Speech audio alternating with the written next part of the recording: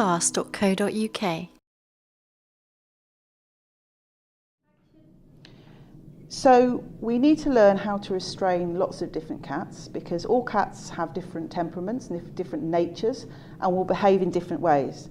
Now Percy is very used to being handled, he's very tame, he's a pet, but you may come across cats that have been feral, so they will be considerably more difficult. They might wriggle a lot, they might scratch, or they might really just go rigid out of terror.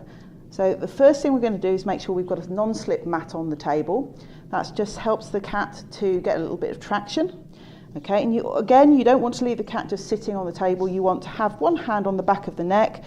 Just again, you can just gently scruff. We don't say that you would pick a cat up this way when they are fully grown, but you can actually just restrain ever so slightly. And he's nicely lying down, so I would keep one hand on the bottom.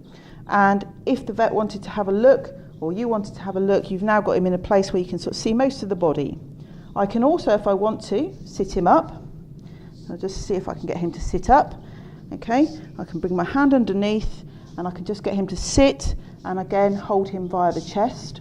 I can bring my hand up underneath his head and I can just, using my hand, just move his head around from either side and bring his head up, and that's what we would do later when we put a pill in the mouth. Other things we might want to do is look underneath this cat. So we might ask them to lie down and just come over ever so slightly. So we're just getting him to one side and we're just being very calm and just easing him down onto one side, keeping hold of that leg so we can actually get up underneath. And again, we can use the other leg. And sometimes we want a cat to lie down on its side for an X-ray or something like that. Okay. You can also just get the cat to stand up sometimes as well, so that's another position you might want it in. So again, we can get our hands underneath him, put our hand underneath his belly, there's my hand.